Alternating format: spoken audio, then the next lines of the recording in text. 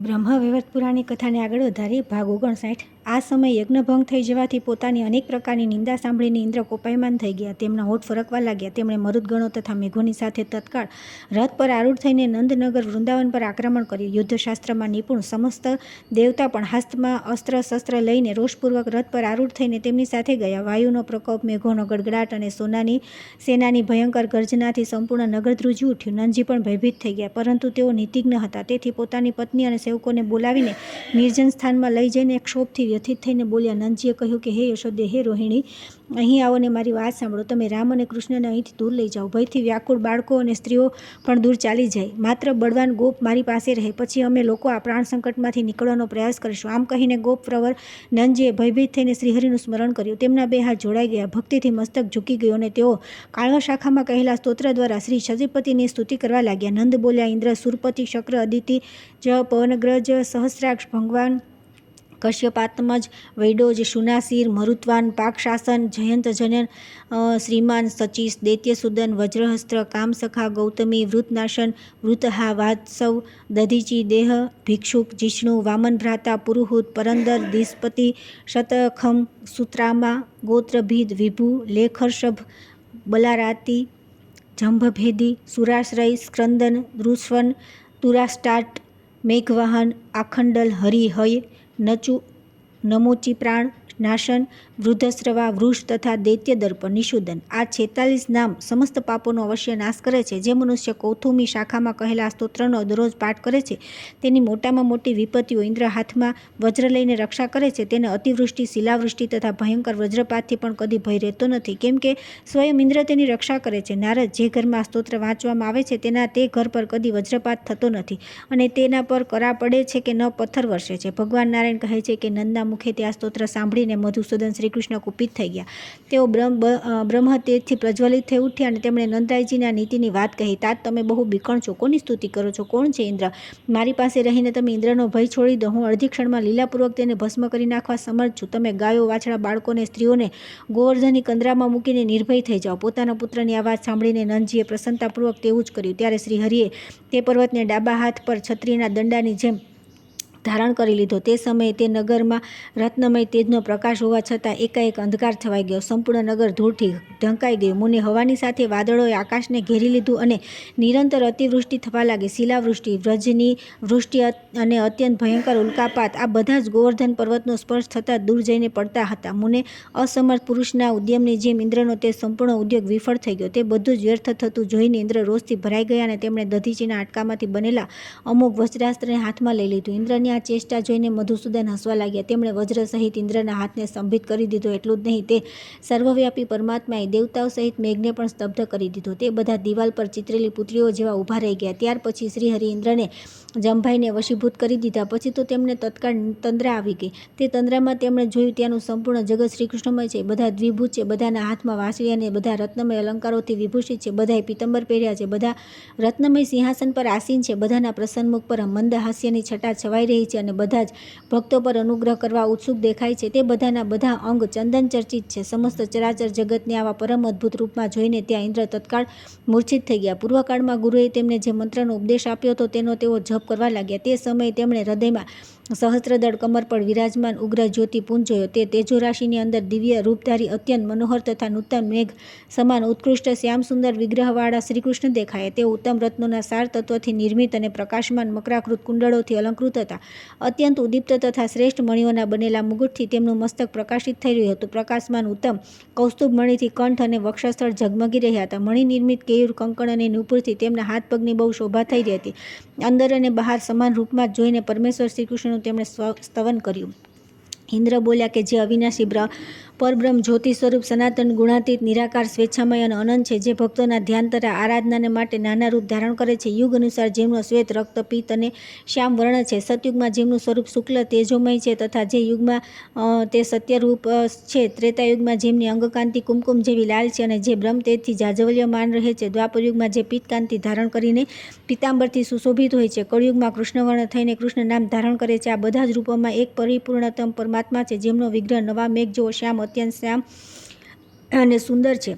તે નંદનંદન યશોદાકુમાર ભગવાન ગોવિંદની હું વંદના કરું છું. જે ગોપીઓનું ચિત્ત ચોરે છે તથા રાધાના માટે પ્રાણોથી પણ વધારે પ્રિય છે, જે કુતૂહલવશ વિનોદના માટે વાંસળીના સૂર છેડે છે, જેમના રૂપની ક્યાંય તુલના નથી, જે રત્નમય આભૂષણોથી વિભૂષિત થઈને કોટી કોટી કામદેવોનું સૌંદર્ય ધારણ કરે છે, તે શાંત સ્વરૂપ પરમાત્માને હું પ્રણામ કરું છું. જે વૃંદાવનમાં ક્યાંક રાધાની પાસે ક્રીડા કરે છે, ક્યાંક નિર્જન સ્થાનમાં રાધાના વક્ષસ્થળ પર વિરાજમાન થાય છે અને ક્યાંક રાધાની સાથે જલક્રીડા કરે છે, ક્યાંક વનમાં રાધાના કેશ કલાપોની ચોટી ગૂંથે છે, ક્યાંક રાધિકાના ચરણોમાં લાક્ષારસ લગાવે છે, ક્યાંક રાધાએ આપેલા તાંબુલે આનંદપૂર્વક ખાય છે અને ક્યાંક તીરછી ચિંતવનથી જોઈ રહેલા રાધાને સ્વયં નિહાળે છે, ક્યાંક ફૂલોની માળા તૈયાર કરી રાધિકાને અર્પિત કરે છે, ક્યાંક રાધાની સાથે રાસમંડળમાં જાય છે, ક્યાંક રાધાની આપેલી માળાને પોતાના કંઠમાં ધારણ કરે છે, ક્યાંક ગોપાંગનાઓની સાથે વિહાર કરે છે, ક્યાંક રાધાની સાથે લઈને ચાલી નીકળે છે અને ક્યાંક તેમને છોડીને ચાલ્યા જાય છે. તેમણે ક્યાંક બ્રાહ્મણ પત્નીઓને આપેલા અન્નનું ભોજન કર્યું છે અને ક્યાંક બાળકોની સાથે તાડના ફળ ખાય છે, તો ક્યાંક આનંદપૂર્વક ગોપ કિશોરીઓના ચિત્ત ચોરે છે, ક્યાંક ગોપ બાળકોની સાથે દૂર નીકળી ગયેલ ગાયોને અવાજ કરીને બોલાવે છે, જેમણે ક્યાંક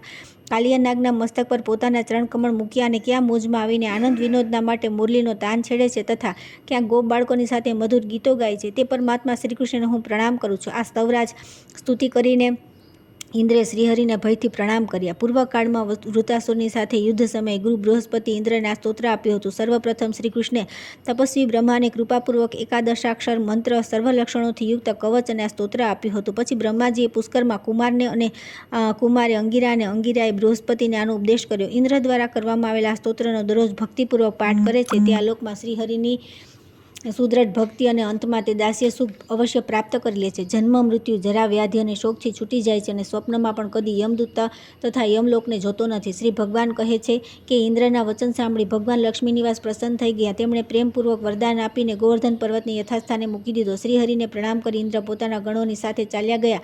ત્યાર પછી ગુફામાં છુપાયેલા લોકો ત્યાંથી નીકળી પોતાના ઘરે ગયા. તે બધાએ શ્રીકૃષ્ણને પૂર્ણ પરમાત્મા માન્યા. વ્રજવાસીઓની સાથે શ્રીકૃષ્ણ પોતાના ઘરે ગયા. નંદજીને બધા અંગોમાં રોમાંચ થઈ આવ્યો. તેમના નેત્રોમાં ભક્તિના અશ્રુ ભરાઈ આવ્યા. તેમને સનાતન પૂર્ણ બ્રહ્મ સ્વરૂપ પોતાના પુત્રનું સ્તવન કર્યું.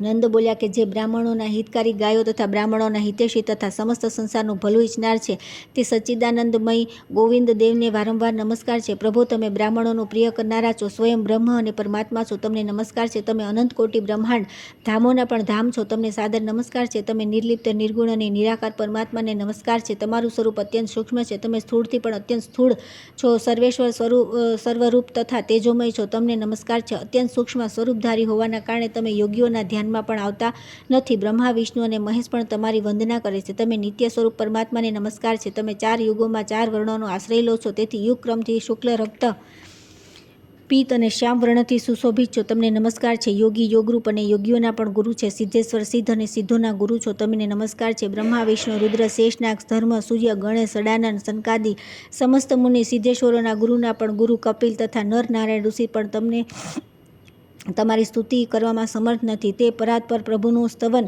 બીજો કયો જળબુદ્ધિ પ્રાણી કરી શકે? બ્રહ્મન, મારાથી ક્ષણે ક્ષણે જે અપરાધ થઈ ગયો છે તે બધા તમે ક્ષમા કરો. કરુણા સિંધો, દીનબંધો, ભવસાગરમાં પડેલા મૂષણાગતની રક્ષા કરો. પ્રભુ, પૂર્વકાળમાં તીર્થસ્થાનમાં તપસ્યા કરીને મેં તમને સનાતન પુરુષને પુત્ર રૂપે પ્રાપ્ત કર્યા છે. હવે તમે મને પોતાના ચરણ કમળોની ભક્તિ અને દાસ્ય પ્રદાન કરો. બ્રહ્મત્વ, અમરત્વ તથા સાલોક્ય વગેરે 4 પ્રકારના મોક્ષ તમારા ચરણ કમળની દાસ્ય ભક્તિની 16મી કળાને બરાબર પણ નથી. પછી ઇન્દ્રપદ, દેવપદ, સિદ્ધિ પ્રાપ્તિ, સ્વર્ગ પ્રાપ્તિ, રાજપદ તથા ચિરંજીવત્વ વિદ્વાનો કઈ ગણતરીમાં રાખે છે? શું સમજે છે? ઈશ્વર, આ બધા જ પૂર્વકથિત બ્રહ્મત્વ વગેરે પદ છે જે તમારા ભક્તના અડધા ક્ષણના સંગની બરાબરી કરી શકે ખરા? કદાપી નહીં. જે તમારો ભક્ત છે તે પણ તમારા જેવો થઈ જાય છે, પછી તમારા મહત્વનું અનુમાન કોણ કરી શકે? તમારો ભક્ત અડધી ક્ષણના વાર્તાલાપ માત્રથી કોઈને પણ ભવસાગરથી પાર કરી શકે છે. તમારા ભક્તોના સંગથી ભક્તિના વિવિધ અંકુર અવશ્ય ઉત્પન્ન થાય છે.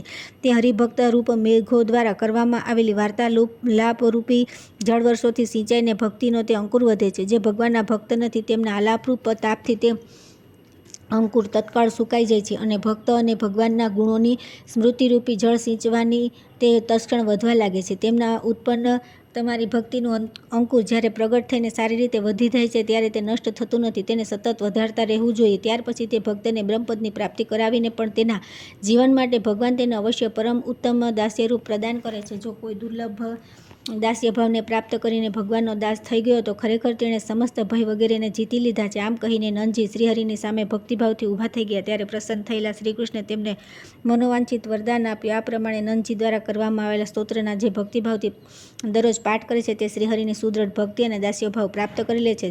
જ્યારે દ્રોણ નામક વસુએ પોતાની પત્ની ધરાની સાથે તીર્થમાં તપસ્યા કરી ત્યારે બ્રહ્માજીએ તેમને આ પરમ દુર્લભ સ્તોત્ર આપ્યું હતું. સૌરભી મુનિએ પુષ્કરમાં સંતુષ્ટ થઈ બ્રહ્માજીને શ્રીહરિનો ષડાક્ષર મંત્ર તથા સર્વરક્ષણ કવચ પ્રદાન કર્યું. તે જ કવચ અને તે જ સ્તોત્ર, તે જ પરમ દુર્લભ મંત્ર બ્રહ્માના અંશભૂત ગર્ગમુનિ તપસ્યા કરી નંદજીને આપ્યું હતું.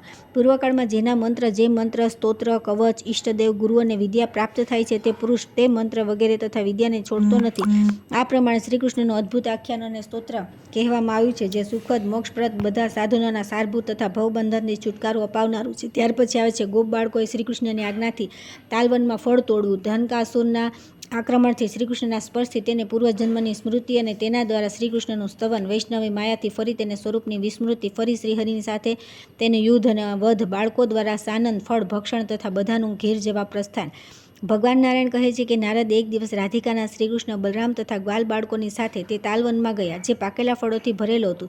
તે તાલવનની રક્ષા ગધેડાના રૂપમાં એક દૈત્ય કરતો હતો, જેનું નામ ધેનુક હતું. તેનામાં કરોડો સિંહ જેવું બળ હતું. તે દેવતાઓના દર્પનું પણ દલન કરનારો, તેનું શરીર પર્વત જેવું અને બંને નેત્ર કુવા જેવા હતા. તેના દાંત હરીશની પંક્તિ સમાન અને મોઢું પર્વતની ગુફા જેવું હતું. તેની ચંચળ અને ભયાનક જીભ 100 હાથ લાંબી હતી. નાભી તાળ જેવી દેખાતી હતી. તેનો અવાજ બહુ ભયંકર હતો. તાલવનને સામે જોઈને તે શ્રેષ્ઠ ગોપ બાળકોને બહુ હર્ષ થયો. તેમના મુખ પર હાસ્ય છવાઈ ગયું. તેમણે શ્રીકૃષ્ણને કહ્યું કે બાળકોએ કહ્યું કે હે કૃષ્ણ, હે કરુણા સિંધુ, હે દીનબંધુ, તમે સંપૂર્ણ જગતના પાલક છો, મહાબળી બલરામજીના ભાઈ છો તથા સમસ્ત બળવાનોમાં શ્રેષ્ઠ છો. પ્રભુ, અડધી ક્ષણ માટે અમારી વાત પર ધ્યાન આપો. ભક્તવત્સલ, અમને બહુ ભૂખ લાગી છે. અહીં સામે સુંદર પાકેલા તાલફળ છે, તેમના તરફ દ્રષ્ટિપાત કરો. અમારે આ ફળોને તોડવા માટે વૃક્ષોને હલાવી તેમની ઉપર અનેક રંગોના ફૂલો તથા દુર્લભ પાકેલા ફળોને નીચે પાડવા છે. શ્રીકૃષ્ણ, જો તમે આજ્ઞા આપો તો અમે આવો પ્રયત્ન કરી શકીએ છીએ. પરંતુ આ વનમાં ગધેડાના રૂપમાં એક ધેનુક નામનો દૈત્ય રહે છે. તેના પર સંપૂર્ણ દેવતા પણ વિજય થઈ શકે નથી. તે મહાન બળવાન, બળ પરાક્રમી, સંપન્ન છે. બધા દેવતા મળીને પણ તેને વશમાં કરી શકતા નથી. આ રાજા કંસનો અનુયાયી છે. સમસ્ત પ્રાણીઓનો હિંસક તથા તાલવનો રક્ષક છે. જગતપતે વક્તાઓમાં શ્રેષ્ઠ, તમે સારી રીતે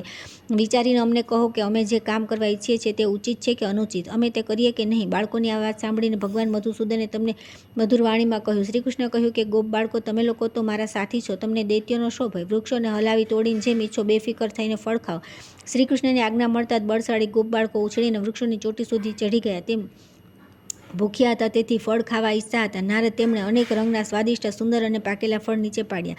કેટલાક વૃક્ષો તોડી નાખ્યા, કેટલાકે વારંવાર હલાવ્યા, કેટલાક બાળકો ઘોંઘાટ કરવા લાગ્યા અને કેટલાક નાચવા લાગ્યા. વૃક્ષો પરથી નીચે ઉતરીને બાળશાળી બાળક જ્યારે ફળ લઈને જવા લાગ્યા ત્યારે તેમણે તે ગધેડાના રૂપમાં મહાબળી, મહાકાય, ઘોર દૈત્ય શિરોમણી ધેનુકને બહુ જ વેગપૂર્વક આવતો જોયો. તે ભયંકર શબ્દ કરી રહ્યો હતો. તેને જોઈને બધા બાળકો રડવા લાગ્યા. તેમને ભયના કારણે ફળ ત્યાં જ છોડી દીધા અને જોર જોરથી કૃષ્ણ કૃષ્ણનું કીર્તન શરૂ કરી દીધું. તે બોલ્યા કે હે કરુણાનિધાન કૃષ્ણ, આવો અમારી રક્ષા કરો. હે સંકર્ષણ, અમને બચાવો, અન્યથા આ દાનવ અમારા પ્રાણ લઈ લેશે. હે કૃષ્ણ, હે કૃષ્ણ, હરે મુરારી, ગોવિંદ મુરારી, દેનબંધો, ગોપીશ, ગોપેશ, અનંત, નારાયણ, ભવસાગરમાં ડૂબી રહેલા અમારી રક્ષા કરો, રક્ષા કરો. દીનાનાથ, ભય અભયમાં, શુભ અશુભમાં અથવા સુખ અને દુઃખમાં તમારા સિવાય બીજું કોઈ અમને શરણ આપનારું નથી. હે માધવ, ભવસાગરમાં અમારી રક્ષા કરો, રક્ષા કરો.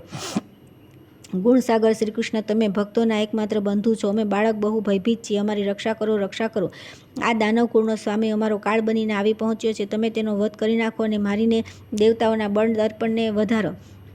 બાળકોની વ્યાકુળતા જોઈ ભય હણતા ભક્તવત્સલ માધવ બળરામજી સાથે તે સ્થાન પર આવ્યા જ્યાં તે બાળકો હતા. કોઈ ભય નથી, કોઈ ભય નથી, આમ કહીને તેઓ શીઘ્રતાપૂર્વક તેમની પાસે દોડી આવ્યા અને મંદ મુસ્કાનયુક્ત પ્રસન્ન મુખ દ્વારા તેમણે તે બાળકોને અભય દાન આપ્યું. શ્રીકૃષ્ણ અને બળરામને જોઈને બાળકો હર્ષથી નાચવા લાગ્યા. તેઓ નિર્ભય થઈ ગયા. કેમ ન થાય? ભગવાનની સ્મૃતિ જ અભય આપનારી તથા બધી રીતે મંગળદાયિની છે. બાળકોને ગળી જવા માટે તત્પર થયેલા તે દાનવને જોઈને મધુસૂદન શ્રીકૃષ્ણે મહાબળી બલરામને કહ્યું. શ્રીકૃષ્ણ બોલ્યા કે ભૈયા, આ દાનવરાજ બલિનો બળવાન પુત્ર છે. આનું નામ સાહસિક છે. પૂર્વકાળમાં દુર્વાસાને શાપ આપ્યો હતો.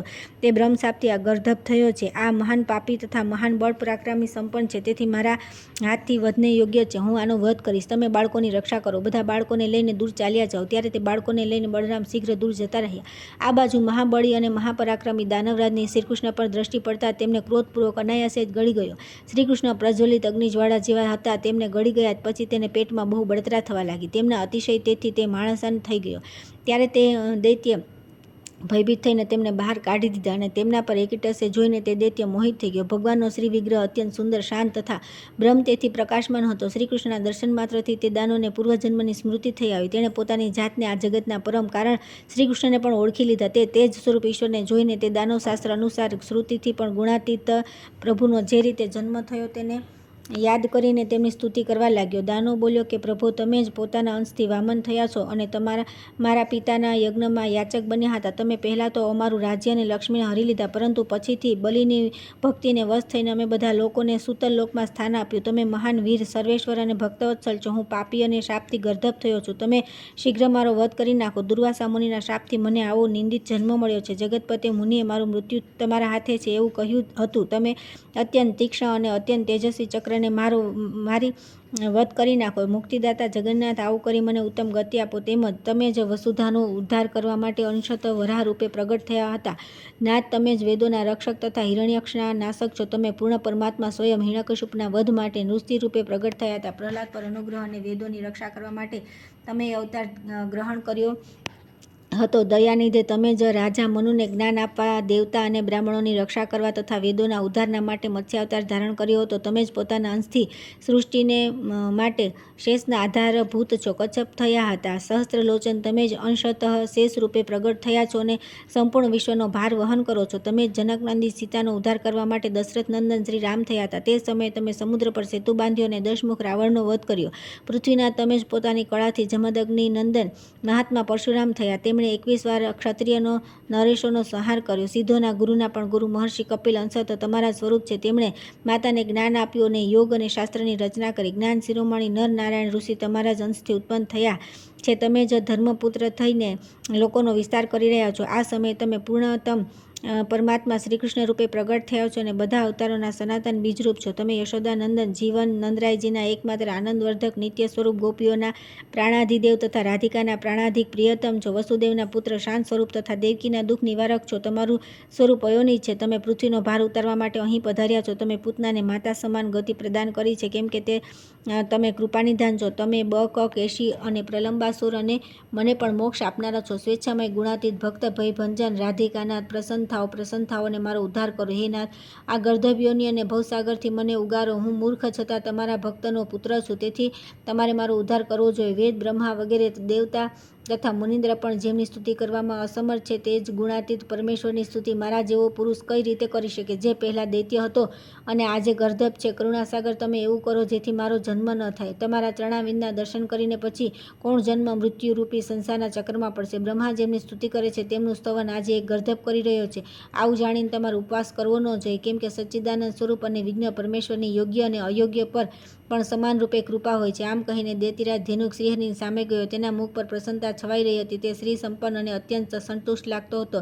દૈત્ય દ્વારા કરવામાં આવેલા સ્તોત્રનો જ દરરોજ ભક્તિભાવથી પાઠ કરે છે તે અનાયાસે શ્રીહરિનો લોક અને ઐશ્વર્ય અને સામીપ્ય પ્રાપ્ત કરી લે છે. એટલું જ નહીં, તે આ લોકમાં શ્રીહરિની ભક્તિ અંતમાં તેમનો પરમ દુર્લભ દાસ્યભાવ, વિદ્યા અને ઉત્તમ કવિત્વ, પુત્ર, પૌત્ર તથા યશ મેળવે છે. ભગવાન નારાયણ કહે છે કે દૈત્યરાજની આ સ્તુતિ સાંભળીને કરુણાનિધાન શ્રીકૃષ્ણે મનમાં જ વિચાર કર્યો કે હો, આવા ભક્તનો સંહાર હું કઈ રીતે કરું. આવું વિચારીને ભગવાને સ્વયં તેની પૂર્વજન્મની સ્મૃતિ કરી લીધી. કેમ કે સ્તુતિ કરનારનો વધ કરવો ઉચિત નથી. દુર્વચન બોલનારના જ વધનું વિધાન છે. જ્યારે દાનવ વૈષ્ણવી માયાના પ્રભાવથી પુનઃ પોતાની જાતને ભૂલી ગયો, તેના કંઠમાં દુર્વચનોએ સ્થાન જમાવી લીધું મને તે શીઘ્ર મરવા માગતો હતો, તેથી દુર્દૈવગ્રસ્ત થઈને વિવેક ગુમાવી બેઠો. ક્રોધથી તેના હોઠ ફરકવા લાગ્યા અને તે દૈત્ય શ્રીહરિને આ પ્રમાણે કહ્યું. દૈત્યે કહ્યું કે તું અવશ્ય મરવા ચાહે છે. માનવના બચ્ચા, હું આજે તને યમલોક મોકલી આપીશ. આ પ્રમાણે અનેક દુર્વચન કહીને તે ગર્ધભે શ્રીકૃષ્ણ પર આક્રમણ કરી દીધું. ભયંકર યુદ્ધ થયું. અંતે શ્રીહરિએ પ્રસન્નતાપૂર્વક હસીને દાનવરાજની પ્રશંસા કરતા રહીને કહ્યું કે મારા ભક્ત બલિના પુત્ર દાનવેન્દ્ર, તમારું ઉત્તમ જીવન ધન્ય છે. વત્સ, તમારું કલ્યાણ થાવ. હવે તમે મોક્ષ પ્રાપ્ત કરો. મારા દર્શન કલ્યાણનું બીજ તથા મોક્ષનું પરમ કારણ છે. તમે સર્વોત્કૃષ્ટ સ્થાન પ્રાપ્ત કરો. આમ કહીને શ્રીકૃષ્ણે પોતાના ઉત્તમ ચક્રનું સ્મરણ કર્યું, જે પોતાના તેજથી કરોડો સૂર્યો જેવું પ્રકાશિત થતું હતું. સ્મરણ કરતાં તે આવી ગયું અને શ્રીકૃષ્ણે તે સુદર્શન ચક્રને પોતાના હાથમાં લઈ લીધું. તેમાં 16 દાંતા હતા. તે ઉત્તમ અસ્ત્રને ગુમાવીને શ્રીકૃષ્ણે તેના તરફ ફેંકી દીધું અને જે અસુરને બ્રહ્મા, વિષ્ણુ અને શિવ પણ મારી શકતા ન હતા, તેનો લીલાથી જ વધ કરી નાખ્યો. તે મહાત્મા દાનવનું મસ્તક પૃથ્વી પર પડી ગયું. તેના શરીરમાંથી સેંકડો સૂર્ય જેવા કાંતિમાન તેજપુંજ ઉઠ્યો. તે શ્રીહરિના ચરણોમાં લીન થઈ ગયો. તે દાનવે પરમ મોક્ષ પ્રાપ્ત કરી લીધો. તે સમયે આકાશમાં ઊભા રહીને સમસ્ત દેવતા અને મુનિ અત્યંત હર્ષથી પ્રસન્ન થઈ આકાશમાંથી પુષ્પવૃષ્ટિ કરવા લાગ્યા. સ્વર્ગમાં દુંદુભીઓ વાગવા લાગી, ગંધર્વો ગીત ગાવા લાગ્યા અને મુનિ લોકો આનંદથી સ્તુતિ કરવા લાગ્યા. સ્તુતિ કરીને હર્ષ વિવળ થયેલા સમસ્ત દેવતા અને મુનિ ચાલ્યા ગયા. ધેનકાસુર મરાઈ ગયો આ જાણીને ગોપ બાળકો ત્યાં આવી ગયા. બાલોઓના શ્રેષ્ઠ બળરામે ભગવાન પુરુષોત્તમનું સ્તવન કર્યું. સમસ્ત ગ્વાલ બાળકોએ પણ તેમના ગુણોનું ગાન કર્યું. તેઓ પ્રસન્નતાથી નાચવા લાગ્યા. શ્રીકૃષ્ણ અને બળરામને થોડા પાકેલા ફળ આપીને બાકીના તે બાળકોએ પ્રસન્ન થઈ ખાધા. ખાઈ પીને બળરામ અને બાળકોની સાથે શ્રીહરિ શીઘ્ર પોતાના ઘરે ગયા. ત્યાર પછી આવે છે ધેનુકના પૂર્વજન્મનો પરિચય. બલિપુત્ર સાહસિક તથા તિલોત્તમાનો સ્વચ્છંદ વિહાર, દુર્વાસાનો શાપ અને વરદાન, સાહસિક ગર્ધભ યોનિમાં જન્મ લેવો તથા તિલોત્તમાનું બાણપુત્રી ઉષા થવું.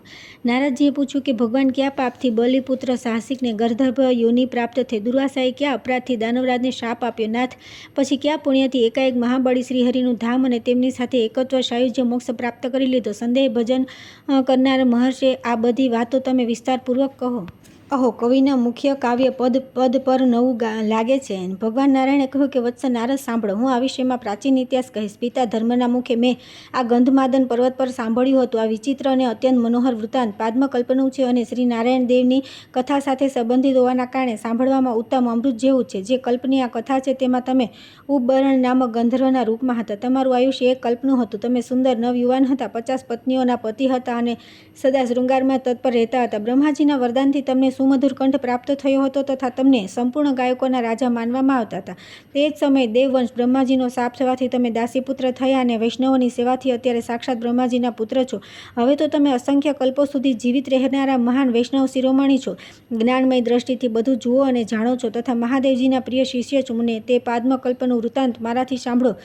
દૈત્યનું આ અમૃતતુલ્ય મધુર વૃત્તાંત હું તમને કહું છું. એક દિવસની વાત છે. બલિનો બળવાન પુત્ર સાહસિક પોતાના તેજથી દેવતાઓને પરાસ્ત કરીને ગંધમાદન તરફ ચાલ્યો. તેના બધા અંગ ચંદનથી ચર્ચિત હતા. તે રત્નમય આભૂષણોથી વિભૂષિત થઈ રત્નના સિંહાસન પર વિરાજમાન હતો. તેની સાથે બહુ મોટી સેના હતી. તે જ સમયે સ્વર્ગની પરમ સુંદરી અપ્સરા તિલોત્તમા એ જ માર્ગ પરથી નીકળી. તેણે સાહસિકને જોયો અને સાહસિકે તેને પણ જોઈ. વ્યભિચારીની સ્ત્રીઓનું આચરણ દોષપૂર્ણ હોય છે. ત્યાં જ બંને એકબીજા પ્રત્યે આકર્ષિત થઈ ગયા. ચંદ્રમાની પાસે જઈ રહેલી તિલોત્તમા ત્યાં વચ્ચે જ રોકાઈ ગઈ. ઉલટા સ્ત્રીઓ કેવી દુષ્ટ હોય છે અને તે પણ કોઈ પાપનો વિચાર ન કરીને સદા પાપમય જ રહે છે. આ બધું જાણીને પણ તિલોત્તમાએ પોતાના બાહ્ય રૂપ સૌંદર્યથી સાહસિકને મોહિત કરી લીધો. ત્યાર પછી તે બંને ગંધમાદનના એકાંત રમણીય સ્થાનમાં જઈને યથેચ્છ વિહાર કરવા લાગ્યા. ત્યાં મુનિવર દુર્વાસા યોગાસનમાં વિરાજમાન થઈ શ્રીકૃષ્ણના ચરણારવિંદોનું ચિંતન કરી રહ્યા હતા. તિલોત્તમા અને સાહસિક તે સમયે કામવશ ચેતનાશૂન્ય હતા. તેથી તદ્દન નજીકમાં ધ્યાનમાં બેઠેલા મુનિને ન જોયા. તેમના ઉચ્છખલન વર્તાવથી મુનિનું ધ્યાન ભંગ થઈ ગયું. તેમણે તે બંનેની નિંદનીય ચેષ્ટા જોઈને ક્રોધિત થઈ ગયા. દુર્વાસા બોલ્યા કે ઓ ગર્ધભ જેવા આકારવાળા નિર્લજ્જ રાધમ ભક્ત શિરોમણી, બલિનો પુત્ર હોવા છતાં પણ તું આ પ્રમાણે પશુ જેવું આચરણ કરી રહ્યો છે. દેવતા, મનુષ્ય, દૈત્ય, ગંધર્વ તથા રાક્ષસ આ બધા સદા પોતાની જાતિમાં લજ્જાનો અનુભવ કરે છે. પશુ સિવાય બધા મૈથુન કાર્યમાં લજ્જા રાખે છે. ખાસ કરીને ગધેડાની જાતિ જ્ઞાન તથા લજ્જાહીન હોય છે. તેથી દાનવ શ્રેષ્ઠ, હવે તું ગધેડાની યોનિમાં જો. તિલોત્તમાએ તું ઉઠ. વ્યભિચારીની સ્ત્રી તો નિર્લજ્જ હોય જ છે. દૈત્ય પ્રતિ તારી આવી આસક્તિ છે તો તું હવે દાનવ યોનિમાં જન્મ ગ્રહણ કર. આમ કહીને ક્રોધથી વ્યથિત થયેલા દુર્વાસા મુનિ છગ થઈ ગયા. પછી તે બંને લજ્જિત અને ભયભીત થઈને મુનિની સ્તુતિ કરવા લાગ્યા. સાહસિક બોલ્યો કે મુનિ, તમે બ્રહ્મા, વિષ્ણુ અને સાક્ષાત મહેશ્વર છો. અગ્નિ અને સૂર્ય છો. તમે સંસારનું સર્જન, પાલન અને સંહાર કરવામાં સમર્થ છો. ભગવાન, મારા અપરાધને ક્ષમા કરો. જે સદા મૂર્ખ લોકોના અપરાધને ક્ષમા કરે છે તે જ સંત મહાત્મા અને ઈશ્વર છે. આમ કહીને દૈત્યરાજ મુનિની આગળ વિલાપ કરીને રડવા લાગ્યા અને દાંતોમાં તણખલું લઈ તેમના ચરણોમાં પડી ગયા. તિલોત્તમા બોલી કે હે નાથ, હે કરુણા સિંધુ, હે દીનબંધુ, મારા પર કૃપા કરો. વિધાતાની સૃષ્ટિમાં સર્વથી મૂઢ સ્ત્રી જાતિ જ છે. સામાન્ય સ્ત્રી કરતાં વધારે ચંચળ મનવાળી મૂઢ કુલટા હોય છે, જે સદા અત્યંત કામાતુર રહે છે. પ્રભુ, કામુક પ્રાણીમાં લજ્જા, ભય અને ચેતના રહેતા નથી. નારદ આમ કહીને તિલોત્તમા રડતી રડતી દુર્વાસાજીના શરણમાં ગઈ. સંસારમાં વિપત્તિ પડ્યા વિના કોને જ્ઞાન થાય છે? તે બંનેની વ્યાકુળતા જોઈ મુનિને દયા આવી ગઈ. તે સમયે તે મુનિવરે તેમને અભય આપીને કહ્યું. દુર્વાસા બોલ્યા કે દાનવ, તું વિષ્ણુ ભક્ત બલિનો પુત્ર છે.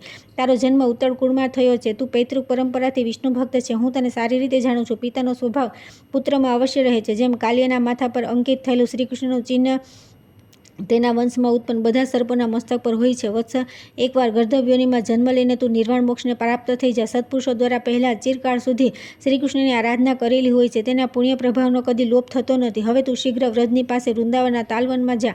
ત્યાં શ્રીહરિના ચક્રથી પ્રાણ ત્યાગ કરીને તું અવશ્ય મોક્ષ પ્રાપ્ત કરી લઈશ. તિલોત્તમે તું બલિપુત્ર બાણાસુરની પુત્રી થશે. પછી શ્રીકૃષ્ણ પુત્ર અનિરુદ્ધ સાથે લગ્ન કરીને શુદ્ધ થઈ જશે. મહામુનિ આમ કહીને દુર્વાસા મુનિ ચૂપ થઈ ગયા. ત્યાર પછી તે બંને પણ તે મુનીશ્વરને પ્રણામ કરી યથાસ્થાને ચાલ્યા ગયા. આ પ્રમાણે દૈત્ય સાહસિકના ગર્ધભ યોનિમાં જન્મ લેવાનું સંપૂર્ણ વૃત્તાંત મેં કહી સંભળાવ્યું. તિલોત્તમા બાણાસુરની પુત્રી ઉષા થઈને અનિરુદ્ધની પત્ની થઈ. ત્યાર પછી આવે છે દુર્વાસા ઓર્વ કન્યા કંદલી સાથે વિવાહ. તેની કટુ ઉક્તિઓથી કુપિત થઈને મુનિએ તેને ભસ્મ કરી દેવી.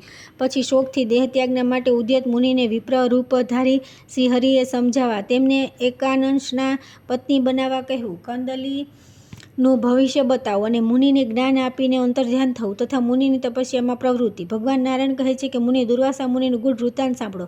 સૌથી અદ્ભુત વાત તો એ છે કે તે ઉજ્જવરેતા મુનીશ્વરને પણ સ્ત્રીનો સંયોગ પ્રાપ્ત થયો.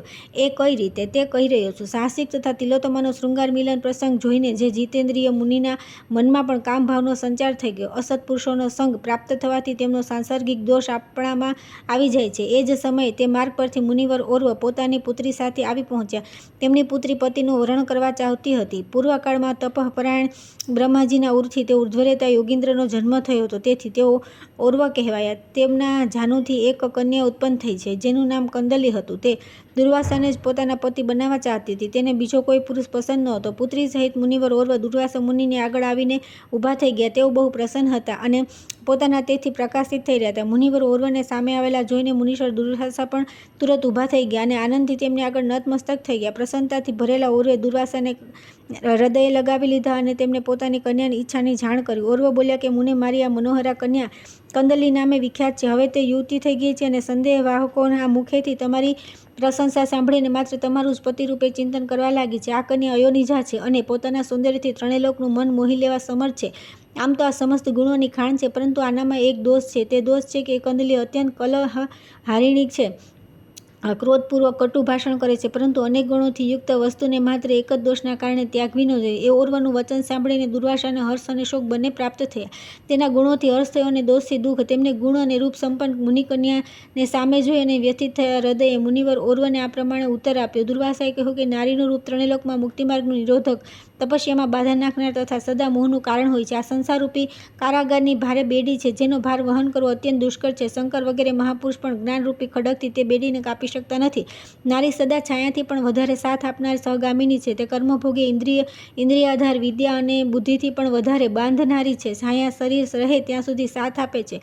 ભોગ ત્યાં સુધી રહે છે ત્યાં સુધી તેમની સમાપ્તિ ન થઈ જાય. દેહ અને ઇન્દ્રિયો જીવન પર્યંત સાથે રહે છે. વિદ્યા જ્યાં સુધી તેનો અભ્યાસ થાય છે ત્યાં સુધી સાથ આપે છે. આવી જ સ્થિતિ બુદ્ધિની પણ છે. પરંતુ સુંદરી સ્ત્રી જન્મોજન્મ મનુષ્યને બંધનમાં નાખે છે. સુંદરી સ્ત્રીવાળો પુરુષ જ્યાં સુધી જીવે છે ત્યાં સુધી પોતાના જન્મ મરણ રૂપી બંધનનું નિવારણ કરી શકતો નથી. જ્યાં સુધી જીવધારીઓના જન્મ થાય છે ત્યાં સુધી તેને ભોગ સુખદાયક લાગે છે. પરંતુ મુનિન્દ્ર, સૌથી વધારે સુખ આપનારી છે શ્રીહરિના ચરણકમળની સેવા. હું અહીં શ્રીકૃષ્ણના ચરણારવિંદોના ચિંતનમાં હતો, પરંતુ મારા અશુભ અનુષ્ઠાનમાં વિઘ્ન ઉપસ્થિત થઈ ગયો. ન જાણે પૂર્વજન્મના કયા દોષથી આ વિઘ્ન આવ્યું છે. પરંતુ મુને, હું તમારી કન્યા 100 કટુ વચન અવશ્ય ક્ષમા કરીશ. તેનાથી વધારે થશે તો તેનું ફળ તેને આપીશ. સ્ત્રીના કટુ વચનોને સાંભળ્યા કરવા પુરુષોને માટે સૌથી મોટી નિંદાની વાત છે. જેને સ્ત્રીએ જીતી લીધો હોય તે ત્રણેય લોકના સત્પુરુષોમાં અત્યંત નિંદનીય છે.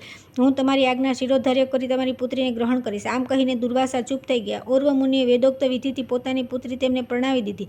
દુર્વાસાએ સ્વસ્તિ કહીને કન્યાનો પ્રાણી ગ્રહણ કર્યો. ઓર્વ મુનિએ તેમને દહેજ આપ્યું અને પોતાની કન્યા તેમને સોંપીને તેઓ મોહવશ રડવા લાગ્યા. સંતાનના વિયોગથી થનારો શોક આત્મારામ મુનિને પણ છોડતો નથી. ઓર્વ બોલ્યા, બેટી સાંભળો, હું તમને નીતિનું પરમ દુર્લભ સાર તત્વ બતાવી રહ્યો છું. તે હિતકાર, સત્ય, વેદ પ્રતિપાદિત તથા પરિણામમાં સુખદ છે. નારીના માટે પોતાનો પતિ આલોક અને પરલોકમાં સૌથી મોટો બંધુ છે. કુલવધુઓ માટે પતિથી વધીને બીજો કોઈ પ્રિયતમ નથી. પતિ જ તેમનો મહાન ગુરુ છે. દેવ પૂજા, વ્રત, દાન, તપ, ઉપવાસ, જપ, બધા તીર્થોમાં સ્નાન, સમસ્ત યજ્ઞોની દીક્ષા, પૃથ્વીની પરિક્રમા તથા બ્રાહ્મણો અને અતિથિનું સેવન, આ બધા પતિ સેવાના 16મા ભાગના પણ નથી. પતિવ્રતા આ બધાનું શું પ્રયોજન? સમસ્ત શાસ્ત્રોએ પતિ સેવાનો પરમ ધર્મ કહ્યો છે. પોતાની બુદ્ધિથી સદા પતિને નારાયણથી પણ અધિક સમજીને તમે તેમના ચરણકમળોની દરરોજ સેવા કરજો. પરિહાસ, ક્રોધ, ભ્રમ અને અવહેલનાથી પણ પતિના સ્વામી મુનિના માટે તેમની સાથે અથવા પરોક્ષમાં કટુ વચન ન બોલવા. ભારતવર્ષની ભૂમિ પર જે સ્ત્રીઓ સ્વેચ્છાનુસાર કટુ વચન બોલે છે અથવા દુરાચરમાં પ્રવૃત્ત થાય છે તેમની શુદ્ધિ માટે શ્રુતિમાં કોઈ પ્રાયશ્ચિત નથી. તેમને 100 કલ્પ સુધી નરકમાં રહેવું પડે છે. જે સ્ત્રી સંપૂર્ણ ધર્મોથી સંપન્ન હોવા છતાં પણ